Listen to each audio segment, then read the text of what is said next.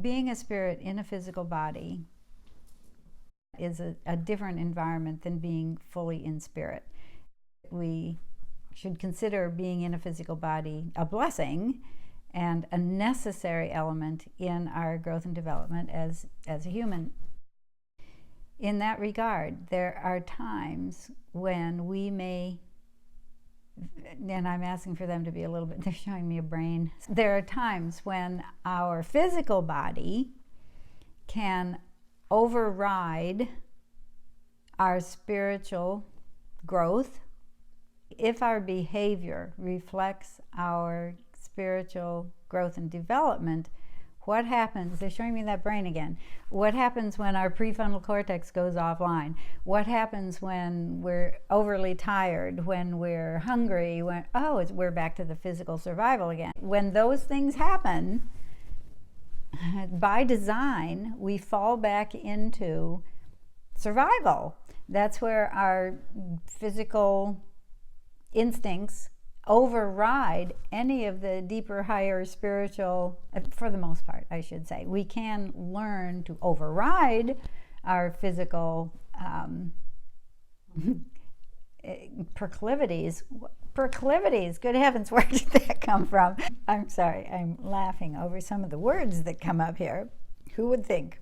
When our physical body is stressed, when our survival is compromised, our body is saying, hey, get back to that. We need to pay attention to that, because if you don't survive, you're not going to be able to evolve as a human. And that's why it may appear that sometimes we fall out of touch with our highly developed self, with our spiritual self. And even those who are really, really highly spiritually evolved in a human body, they're giving me the feeling of struggling through the physical, oh my gosh, I need some sleep kind of thing, and I still need to be a nice person. It's almost like the behavior is more controlled as opposed to natural, because you're wrestling with that part of your body that is telling you what you need to do to save your body. So it actually has the behavior, maybe the behavior we expect from our higher selves at this point in time, but if we feel what it feels like to do that behavior, we can feel the tension in it, because our body is saying, take care of me. I'm in a vulnerable state.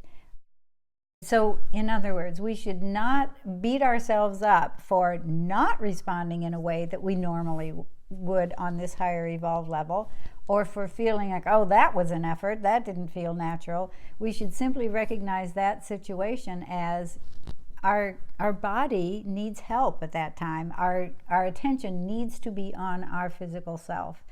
And if we're getting strong signals from our physical body, and they keep saying, although I am familiar with this phrase, our prefrontal cortex goes offline. Prefrontal cortex is that part of our brain that reflects our highly evolved behavior. It has to do with judgment. It has to do with compassion, that kind of thing. If that part of our brain goes offline, it's because our physical body has been telling us we have to take care of ourselves at that time. Put your oxygen mask on first before you help the person next to you. And often, if our prefrontal cortex is going offline, it is almost like a last-ditch effort by our physical body. We were not open and aware enough to see that we were getting to that. Actually, we may have been. Interesting. For those people who get hangry, here's a very brief example. If you get hangry, you may know in your head, oh, this is not really who I am.